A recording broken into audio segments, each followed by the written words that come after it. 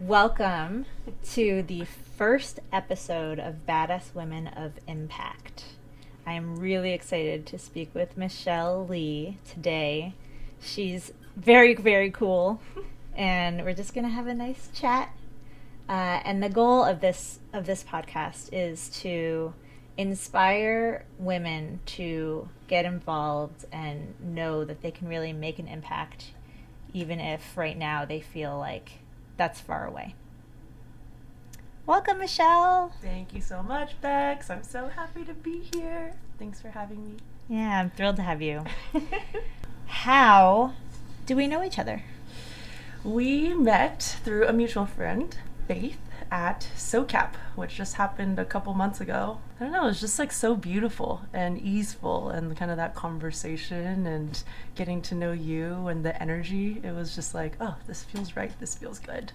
And then I think all of us are just women in the work in the field that are all trying to affect change in our own ways, and how do we support, uplift, and enable each other. And so that's how it started, and then we've gone from there. Yeah, and we had lunch the day after the election. We did. Which was a terrible day. And I feel like you like single-handedly uplifted me from a dark place and helped me remember that there's so much good and so much inspiration, and even if these next 4 years are going to be crazy, there's still a lot of people doing really incredible things. Yeah. The feeling is mutual. I think we were like messaging after we met that day, and I was like, wow, what a unexpectedly just like nourishing way to have and experience that day together, where there's such craziness and turbulence and just high voltage emotions, whatever end of the spectrum that you're on. But I felt like our conversation was just so calm and grounding, and it was just like, we're here, who is this human, and we got to just be together. Yeah, and that was really nice, so thank you for that. It was great. Would you, just to give a little background, explain who you are and a little bit about Studio Rhye? Yes, let's see. So I live in San Francisco. Been here for many, many moons. And Studio Rhye is a regenerative strategy and design consulting firm that I started a couple years ago. What I mean by that, another way, is just I help people think better. Mm-hmm. And so thinking about how do we do self and systems transformation together, as opposed to just thinking about self or just thinking about systems. Mm-hmm. I believe it's actually you have to be doing both at the same time to actually affect the systems that we're a part of. So strategy means anything from really helping with the business and understanding what is the essence, what is our potential, what's the unique role that we can play. And then design can look like, digital and brand, and what is the story that we are connecting and resonating out into the world. It also is like architecture and like physical built environment, community scale as well. So it kind of ranges, if you will. Even the word regeneration and all it's just like strategy, consulting, design. What do all these words mean? They have so many different, definitions. And so I think more specifically, it's like the types of people that I've worked with are like entrepreneurs and business owners. It's funds and their accelerators, so their portfolio of companies that they have. It's communities and bioregions, which we'll get to, mm-hmm. and also like real estate developers, whether it's on the commercial or the residential side. So it kind of ranges, and that's because I believe that the whole economy needs to be remade anew, mm-hmm. and therefore every industry or field or role or position has the opportunity to upgrade into a higher level of potential for itself. Mm-hmm. So that's like who the forms that the work takes place in can look like projects and engagements, workshops. I also hold retreats, whether they're day long or multiple days, conferences and convenings. I'm actually planning a conference or two on like regenerative capital and finance, which we can also chat about a little bit more. Great. And then Yeah, and I think really like under all of that is like my role is to be a resource to people. Like instead of doing the work for them, it's like how do I help you reconnect to your own source, your own will, and your own being in a way that develops your capacity to affect yourself as well as the systems that you're a part of. So maybe an analogy that's helpful, it's like the like giving fish analogy. So there's the analogy, it's like give a person a fish and you'll be giving them a fish every day. I'm obviously generalizing. This is not literally the proper terms or the words, but give a man a fish. You give him a fish every day. You can teach a man to fish so that they can teach for their fish for themselves. And I think it's going, what's that third tile? What's that third panel? Which is, I'm going to teach you to fish, but in a way where you don't overfish and then the entire fishing population collapses and dies. Right? So how do we fish in a way that is actually increasing the health and the productivity or the aliveness of the fishing population? And that requires us to not only learn direct skills like fish, but to start understanding sensing and context and the systems that we're a part of. What is the health of the river or the environment and the flows and the fishing population, so that the act of fishing actually increases the health and the thriving, so that you can continue to fish as well as 7 generations from now. Yeah.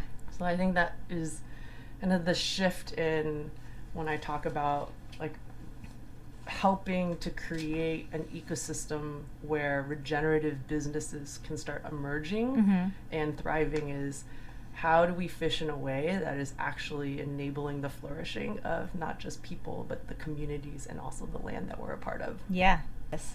So would you give an example of some of this work that you're doing? Yes, I can share a dear client that I've been working with in Costa Rica, and to show how this work can deepen and work at different scales. So this client is a female business entrepreneur. She is a badass. And when I started working with her, it was, the premise was my business is growing, and help me grow in a way that is like sustainable and joyful. Those are my words, versus chaotic and crazy. Right. And so when we first started, she had 1 business. Now there's like 5 ventures. But what's so exciting is like how we do the work versus just what or how many. And so in working with her, it was first like getting to know, like, again, what is your essence, and then what is the essence of this organization? And so we go through workshops and conversations and activities to discern like what is her essence. And then we flip it and we look at the context. So it's like there's a reason actually she's in Costa Rica of all places. And so it's like, what is Costa Rica calling on her to do for it? It maybe sounds funny, but it's like flipping, like we're always so human-centric, right? So how do we, like, yes, let's talk about the human and their essence, but I believe every place also has an essence. Like every person, every organization, every place has an essence. You wouldn't confuse Paris for New Orleans for Chicago. Right. There's something quintessential about each of those places, even if you brought food in from the other place. All right, so when we ask, what is Costa Rica calling on her to do for it and its essence, then we realize actually it's to, like, she's being called to, and she can choose to answer, is to regenerate and basically cultivate the entrepreneurial spirit and system of like the local communities. Yeah. So as an analogy, maybe we think of a garden, right? And then there's like invasive species. This is kind of an intense analogy, but invasive species, it's kind of what's been maybe in one way happening with Costa Rica. It's very, very friendly to foreign investments, to foreigners, which is beautiful, but maybe it's been supplanting the native species. So actually what she was being called to is to to cultivate the conditions for the local entrepreneurial capacity. And when we got there, it shifted everything for the business. So the business is no longer about how much money can we make and how fast can we grow, but it's actually, the business exists to develop the capacity of the entrepreneurial spirit of her employees and the communities in which she operates, right? And so now, and like she was already doing this, because that's when I was talking with her employees, the community, and her. I was like, oh, I'm seeing this is already a part of who you are. But it was helping her really articulate and get clear. So there's like clarity of it. You know, like an example of that is an employee would be like, I started a side business doing da da da da. And she, as a business owner, was so not only excited, but would encourage that, right? Which is so different than many bosses would be like, no, you work for me, you cannot be distracted by your own thing. Right? And she would be encouraging that. And she's like, or people would be like, hey, I have an idea for how to improve this work in our business. What do you think about this? And she's like, cool, you want to go in on this? So like so she was already doing this, but now because we named it, we could really double down and hone it. And so every decision now is about, does this develop independence and creativity and entrepreneurial capacity in my employees and their families and the community?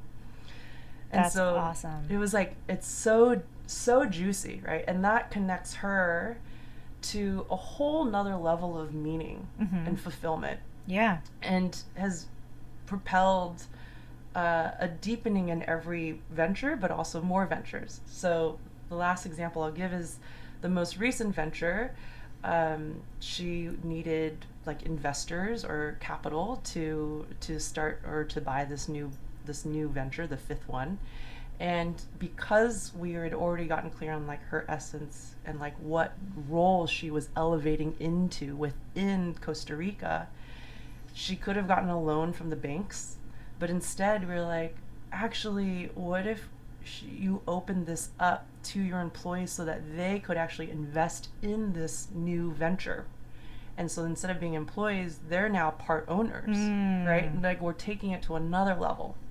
So she opened it up and shared this as an option to her employees. Many of them super excited, right? Great. Okay, now rubber hits the road, which is the buy-in for a share was still a lot of money on like Costa Rican salaries. And so there was desire, but maybe not the practical means or know-how to actually turn that desire and actualize it. So again, we do another round of this. It's like, how do we actually cultivate this versus not just like an idea, but in reality for the employees? And it's like, well, what would it look like to have like maybe 2 or 3 employees go in on one share? Right? And it's like, she as a business owner is very versed in legal and contracts and working with friends and partners. And so like that is now soft and hard skills that she can be developing in her employees. Being like, if a group of you want to go in on a share, this is what it looks like to actually have an agreement between the 3 of you. Right? And this is what a contract looks like. This is emotionally what it might look like to evolve your relationship from colleagues into co-owners, right? So this is the beauty of getting really clear on like, how does she work uniquely from her essence on what is being needed and called for in the systems that she's a part of, and using her means, which is her businesses, her experience, to be doing that like over and over, like deepening and in a widening way. I love that. Do you feel like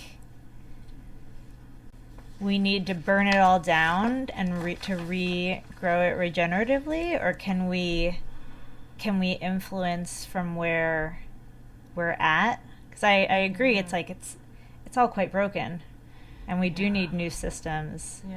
But how do we get from here to there? Great question. And I don't know, I'm sure somebody smarter or who's been engaged in this and thought deeper about that is a better answer than me, but I'd say my own evolution on that question is I used to think like, burn it all down, fresh start, begin anew. And now I think less of that, and more, how do we evolve? Right, so I tend to even use the word evolve and evolution as opposed to change. And maybe that's semantics to me, but change implies like this one time thing that's happening, versus evolution is ongoing. It's this unfolding and this emergence and this continual process. And I think it is evolving the systems that we're a part of, how that looks, and at the different scales that's happening at. I think there's a different approach for all of it, but yeah, I'd say that I've shifted from like burn it all down to no, how do we evolve this? Yeah. I think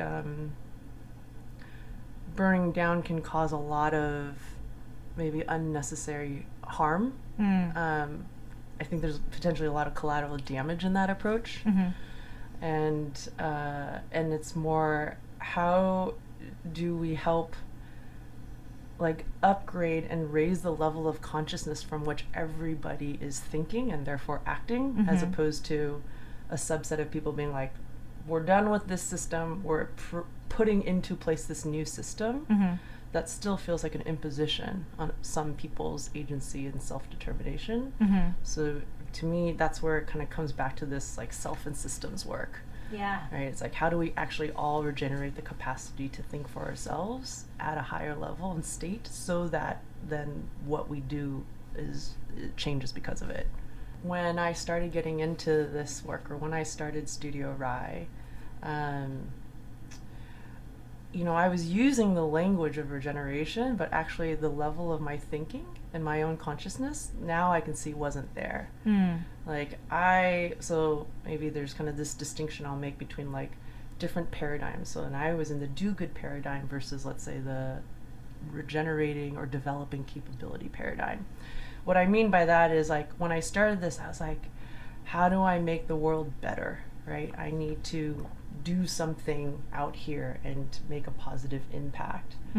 But who determines what's good, right? If I'm saying this is good, this is better, am I now imposing on other people's agency to be self-determining and saying, no, this is what's good, or this is what's needed for me or my community or my place? And so I think there's a lot of, it's really hard to parse out like where our intentions and the effects of our intentions, and what is the level of thinking from which we are operating from. And so I could say is I started from this, like, I want to do good, I want to make a difference out here, but that is an opinion that I have that I'm trying to kind of impose on somebody else or another place or another thing or person. Yeah. And now it's evolved to, I think, more humility, which is an ongoing practice. But it's like, how do I cultivate how do I help other people build their own capacity to determine what is needed and what is appropriate for them, what enables or what creates the conditions for a healthy, meaningful life for me and my community and my place, as opposed to me coming in as an expert and being like, this is what's right, this is what's better. And I think that really speaks to what you were saying, is that we've in this society, not all, but our society, we rely so heavily on experts, right? Like, how many initials and letters do you have behind your name, PhDs, doctorates, etc. And it's like, oh, they're the experts. Let me give over my thinking to this person. This person must know better than me for me. And I think this is a reclaiming of our agency and self-determining. And it's not just, I have opinions and therefore that is, but it's like, how do we really rigorously, methodically examine my own thinking, so that I can be making better decisions that's in line with myself, as well as what are the aims and aspirations and deep needs of the communities and the places I'm a part of. I don't know if that makes sense, but I think that is this reclaiming from like experts and external opinions that are determining my life, to how do I remember and develop the capacity to think for myself. That's so interesting. I feel like so much of our country is built on controlling masses and like colonialism and imperialism, and so much of the world is the goal is to control. Yeah. And so it feels very heretical is not the right word. What word am I looking for? But it feels radical. It feels very radical to work towards supporting self-determination and self-generation. That's pretty amazing. Yeah, you're right. That is, command and control is this society again, is really built on, and it's been really effective as a means of governance. And that's not the future I think that either of us are going for, trying to create and envision. No. Yeah. I look at like Democrats and Republicans right now, and I'm like, this is like apartheid. We've done it again. We're taking two groups that are not dissimilar and just making them hate each other in order to control. Yeah.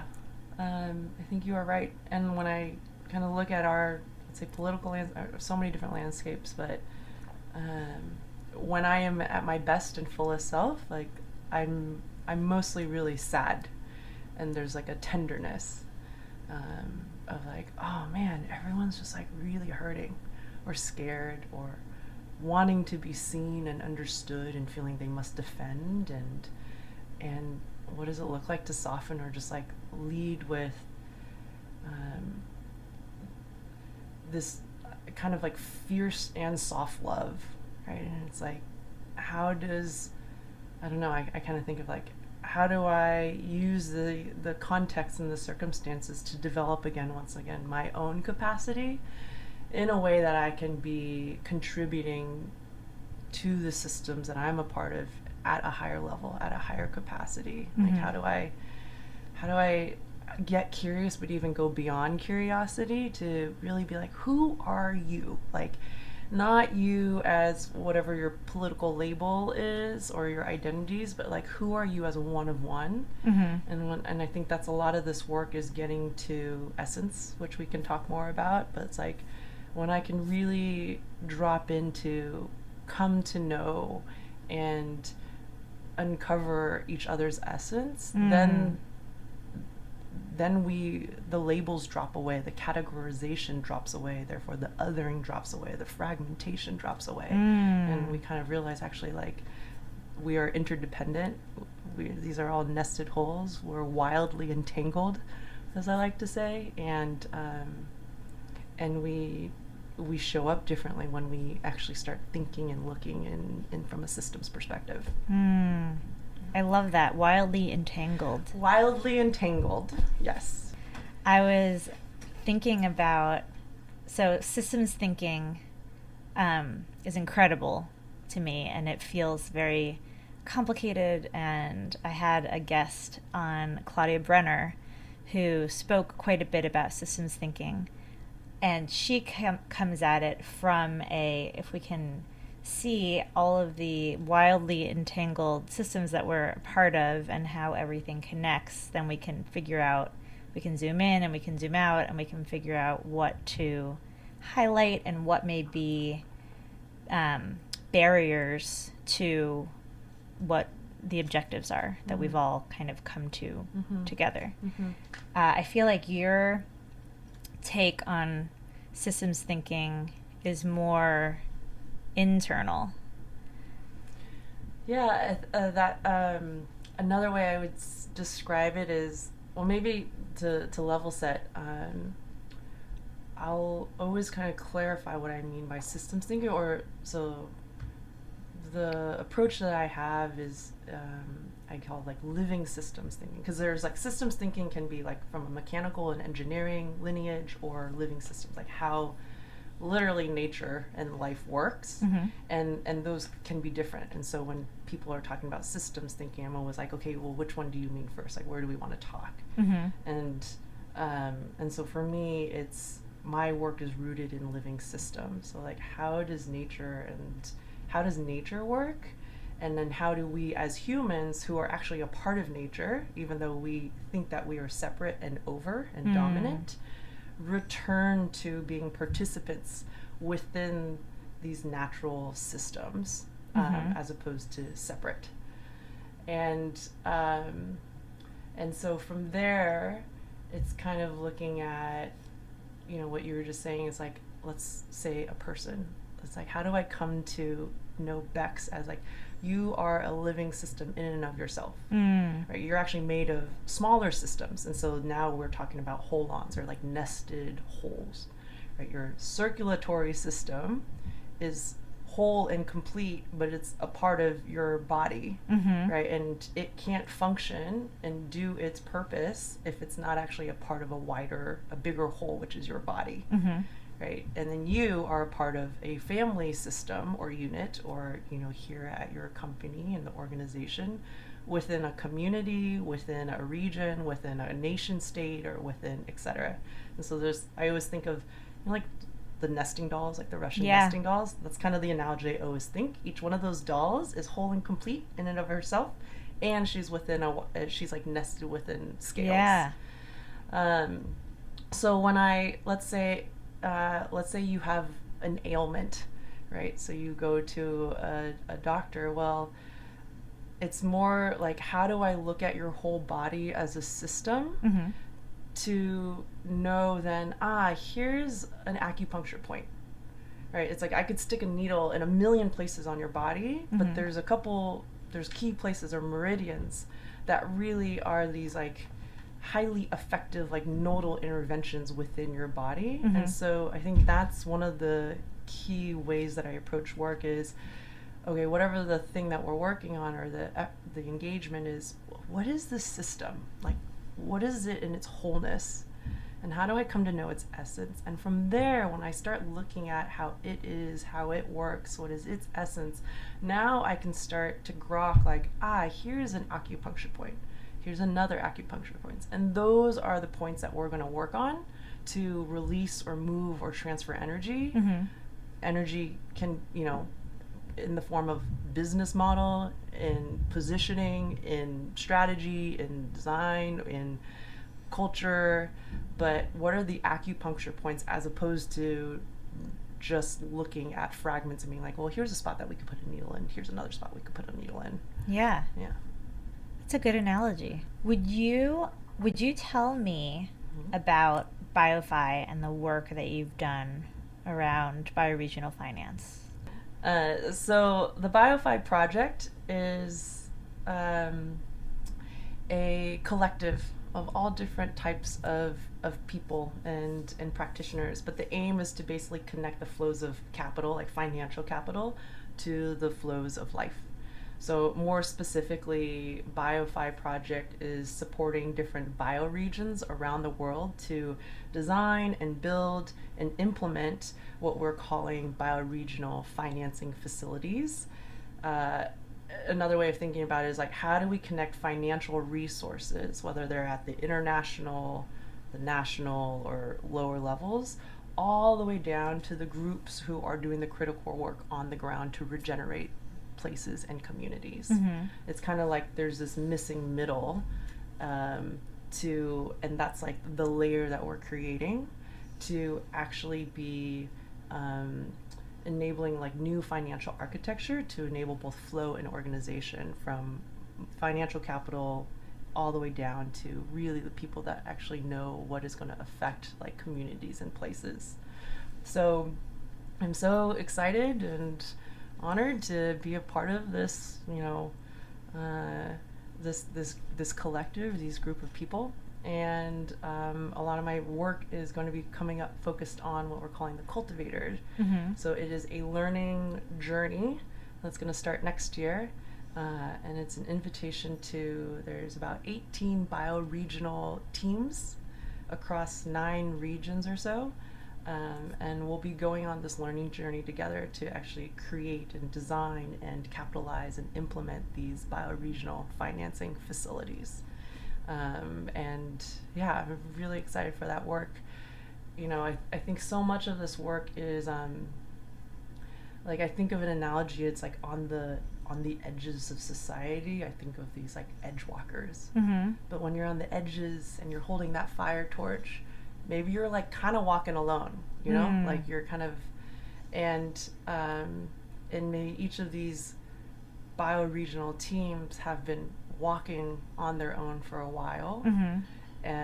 And I'm excited for all of us to be able to come together and to support and share and knowledge exchange and and just flow across like all these regions around the world, so that we're starting to link up and convene all these different edge walkers.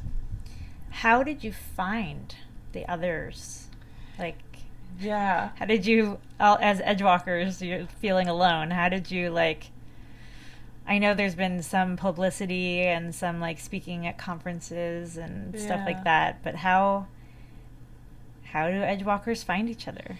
Yes. Well, I'll just speak for myself. I think with BioFi was really led by the amazing and brilliant Samantha Power and Ed West, and so you should definitely get their stories on this too. But I think for me is, when I started doing this work, I left the previous organization I was in because I was just like, this is the work that can't wait, that I can't help but do. Like, I don't know why, but it's the thing that it just wants to come through me. It's not, it's like it's the work that I'm called to do.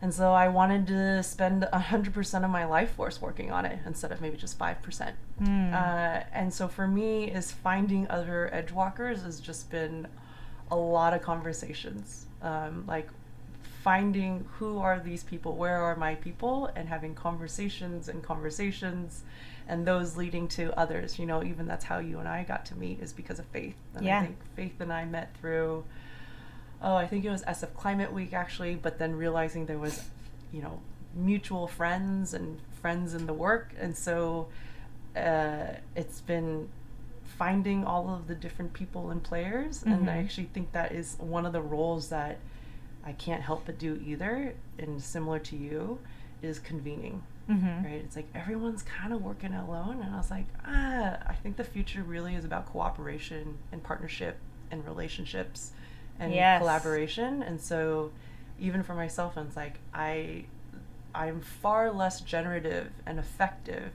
and joyful like working alone. Like, how do we start weaving and knitting together? And so it's kind of like, we're all here, okay, how do I start convening and congregating? And hence some of the conferences and the convenings and the workshops and the retreats that I do is to bring us all together, so that we're kind of a force multiplier instead of everyone being alone. I love that. As a long-time co-working operator, I feel very strongly about bringing people together. Especially around either common values or common goals. I think you have just, when I was home working alone in my own vacuum, it was like there is no one to help me elevate my thinking. And I have one set of thoughts, and I can only go so far by myself. Yeah, totally. Two just random stories recently that totally hit that for me was,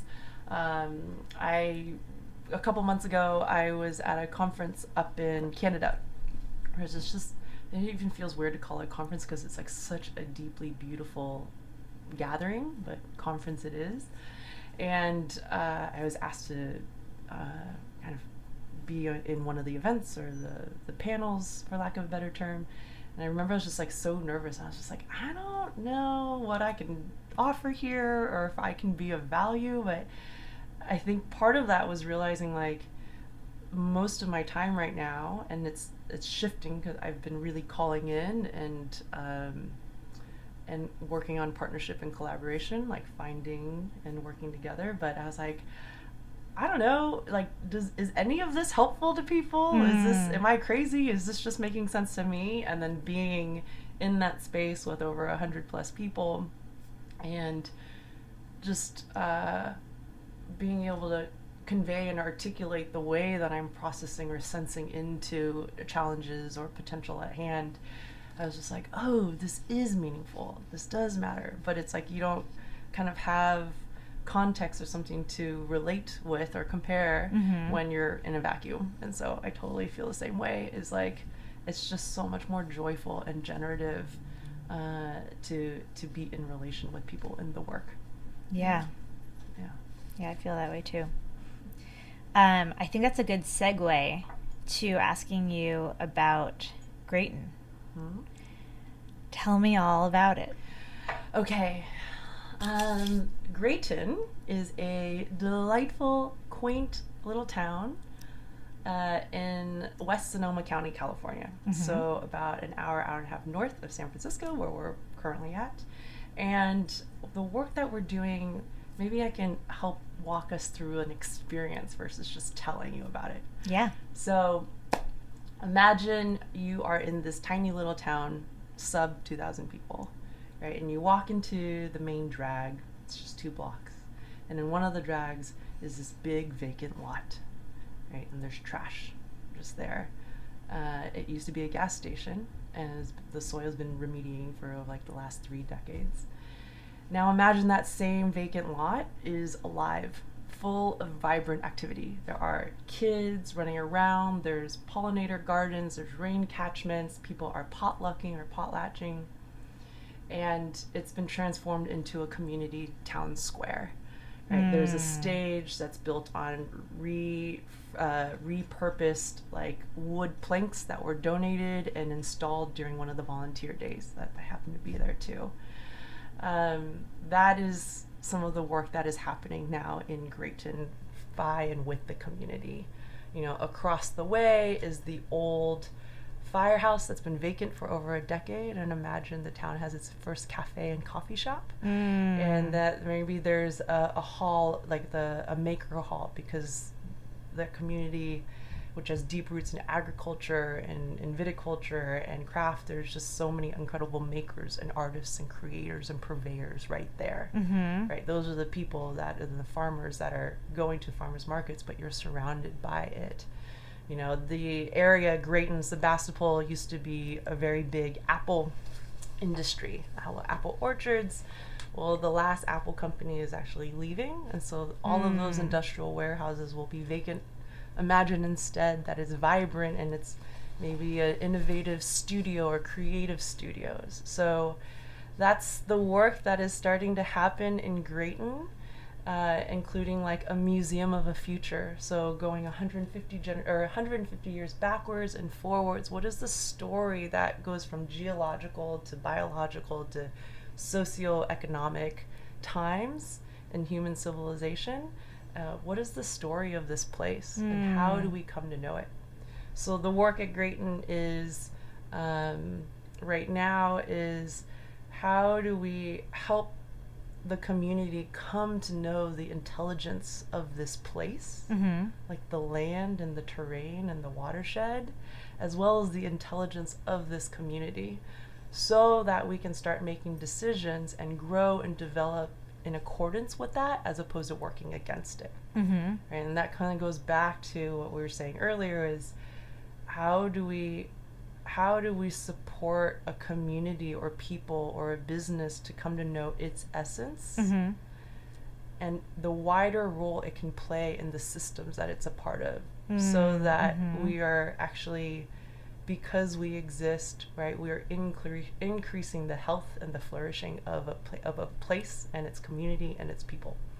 So it's very exciting that Grayton and those efforts are happening. Yeah. And it's linking up to like bioregional scale efforts too. In that bioregion, there's other projects, and so how do they come to know each other and to be collaborating again and supporting each other? And so that whole effort is called Rhye Village, Rhye Village Green Valley, and the efforts are really about commons and developing and cultivating again commons and shared ritual and community infrastructure, so that we can be reimagining and revillaging and regenerating ourselves. And I think a really cool part of that is there are over 16,000 similar towns in America alone that are under 10,000 people. And so what is happening here with Grayton and the revillaging of this watershed is, it's not a model, but it's a potential and a possibility for all of these thousands of towns that are shifting from what were previously agro or industrial centers that have, really lost their vitality and their viability.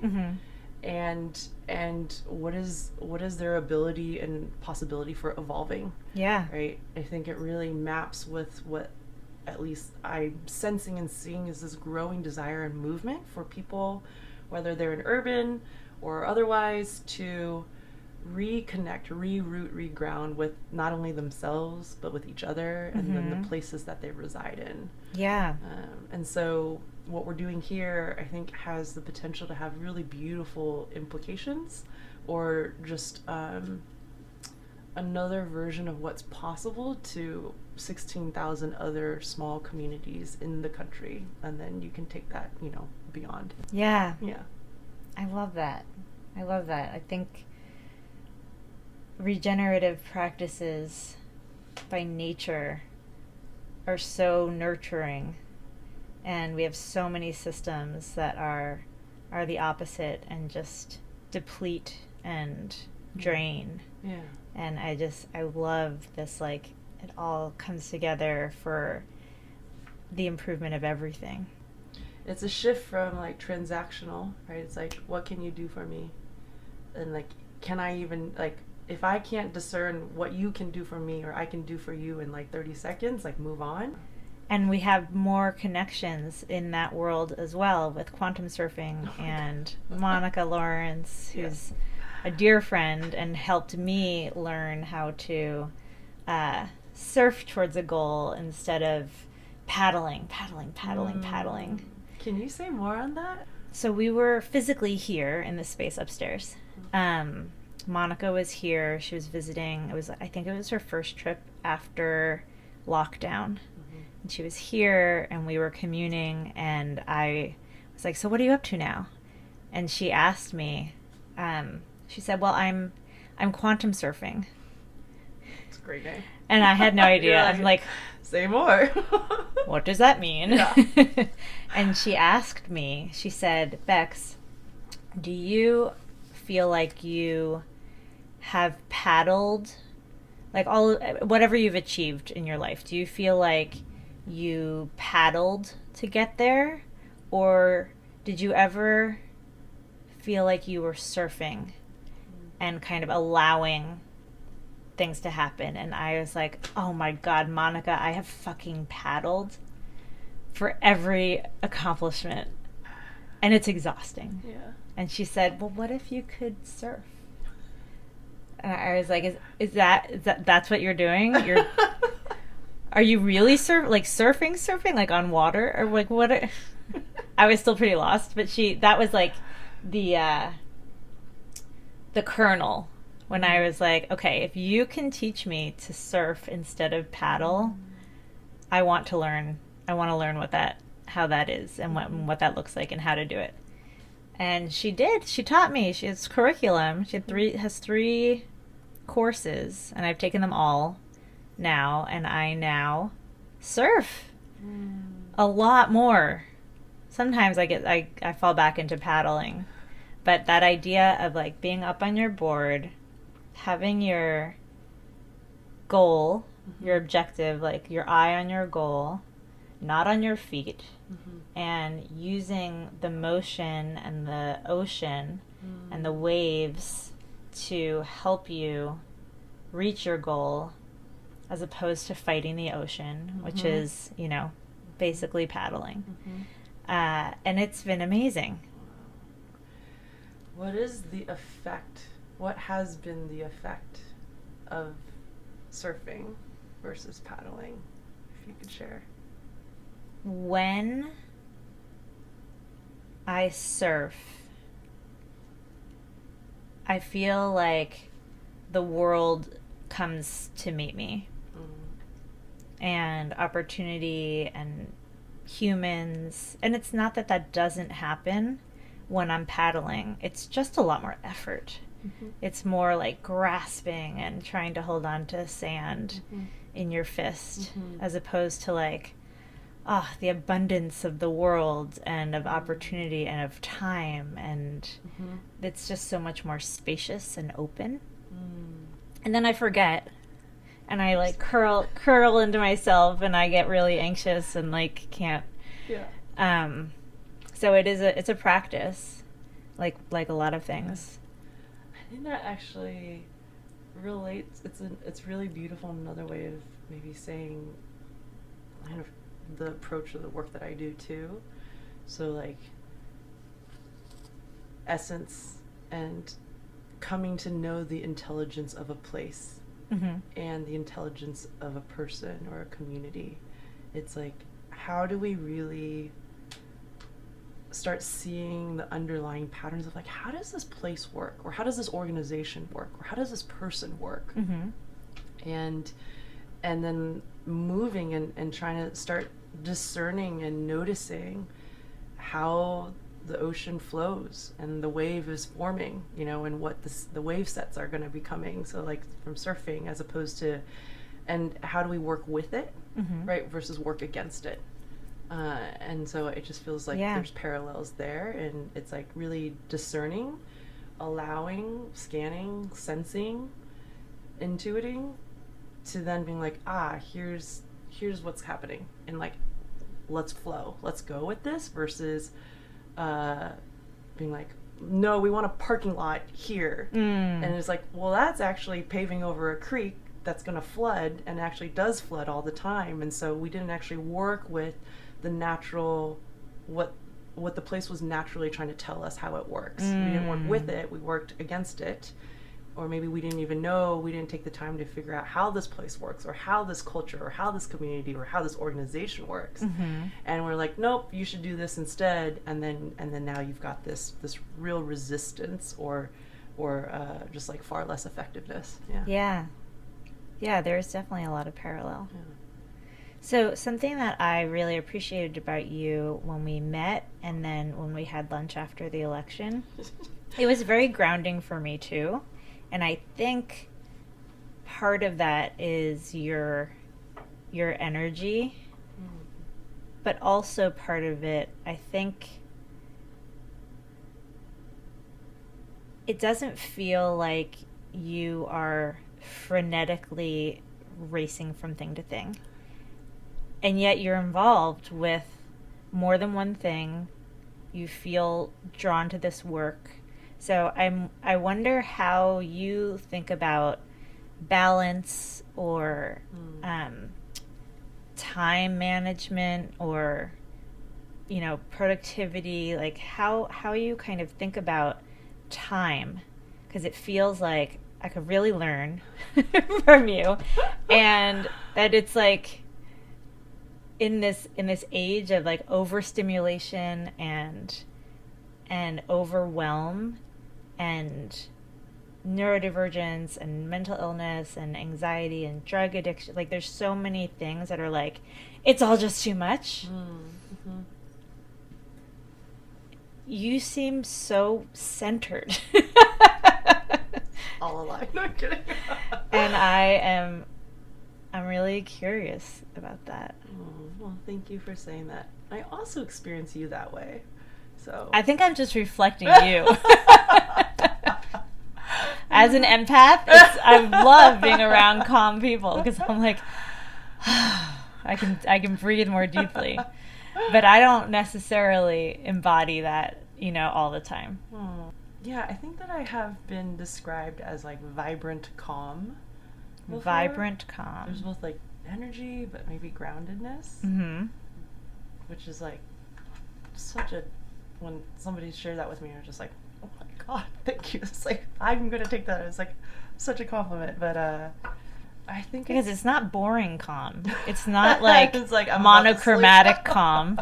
It's like, yeah, vibrant calm is a good term. I think it's been a lot of trial and error, a lot of self-work, and creating practices and systems that help me be my highest self, my most full version, which I'm constantly slipping off and falling off and trying to get back on that path, you know.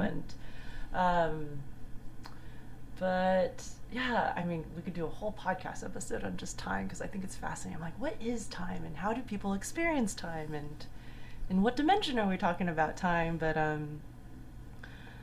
I think that was actually a big part, or that was one of the things that was appealing or curious to me to leave, where like the corporate world, to do my own thing, was um, coming to realize what is vitalizing, what gives me will and motivation, as well as like what is the state of being when I'm doing my best work. And it's not being in 30-minute meetings starting from 8:30 a.m. until 6 p.m. like back to back nonstop, and then afterwards being like, okay, now I'm going to do the deep thinking and the deep work. And so I do think that a lot of the rhythms that we have in the workplace are actually not conducive at all to us contributing from our highest and fullest self. And so when I think it's possible, but I think it's really challenging, and that's actually part of the work that I do now with leaders and organizations, is like, how do we design work in a way that is for self and systems like transformation or evolution, right? Like work is designed to enable the self and the system to evolve to its higher potential versus be the thing that gets in the way of it. Yeah. And when I left, I actually, like, the first couple months was like shedding and like unlearning, because that productivity grind, like immigrant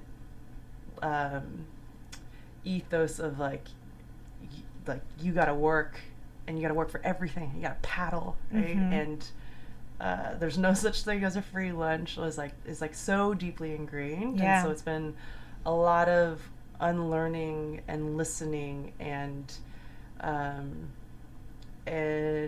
yeah, it's been like quite uncomfortable, but also like so liberating and nourishing.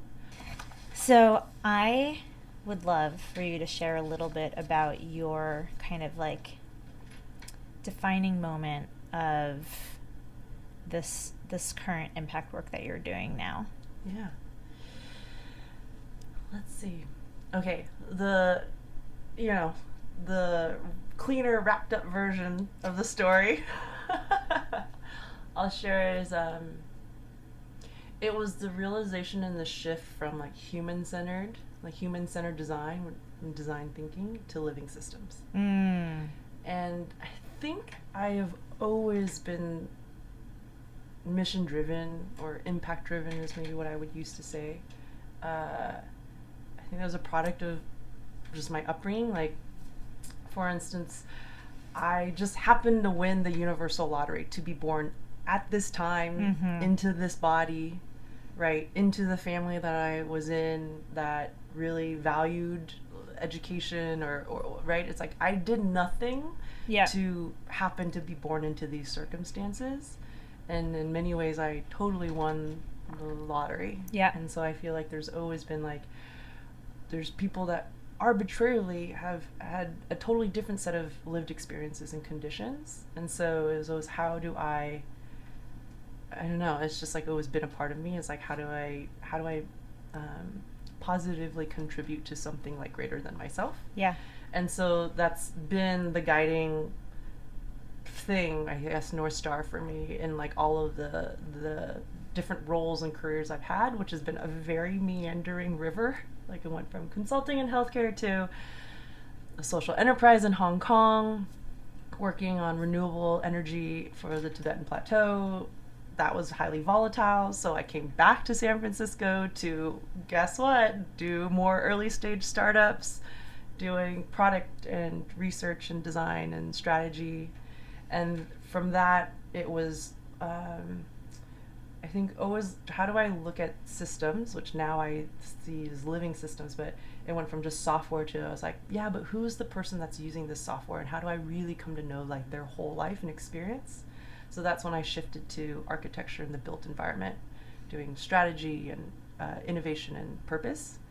And so that was designing full experiences, right? Like, yes, we're going to build this building, but also we're going to be helping to design like the wellness policy and culture and the technology that goes into it, and all tie it to like, who is this for, or who is this not for? Like, how does this, a part of the community or not? And, for a time I was like overseeing the Google account for the firm that I was at. And then that led me now to the widest ripple of care, which is from human-centered to living systems. I can design and optimize for humans, but without consideration and context for communities or all beings and this planet, then I'm like, it leads us to where we are now with the polycrisis, right? Yeah. And I think the defining moment, this is a ramble, this was not very specific, sorry, but I think this was a great answer.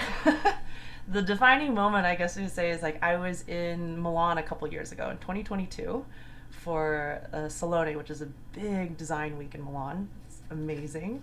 And I was connected to a woman, and I was kind of in this space, and I was like having this conversation with her. We're at the train station, and I was like, I feel like connected to everything, and I'm wanting to design and think more holistically and incorporate context, and not just about this, but like ripples out. And she's like, yeah, it's called regenerative design. And I was like, oh. And the picture in my mind is like, imagine I was like in a pitch dark room, and I'm like searching for the light switch, and she just flings open the door, she like flicks on the lights, and she's like, party's in here, do you want to come in and hang out for a bit? And I was like, yes. And she literally gave me language so that I could start triangulating and narrowing down like my knowledge, or like deepening my knowledge. And from there it was like inhaling everything I could about like books and programs and who's in this space or who's thinking like this, and that really began my journey, and that led me to communities that I'm a part of now, and really I think putting much more rigor to like the process and the thinking and the approach from which I'm trying to work on. I love that. And when was that? How long ago was that? That was in 2022. So not that long. Not that long. And then in 2023 is when I started my own practice. Yeah. Amazing. Yeah. Do you have one last tip or idea for people that want to have impact but aren't sure where to start? I don't think I asked you that ahead of time. So put you on the spot.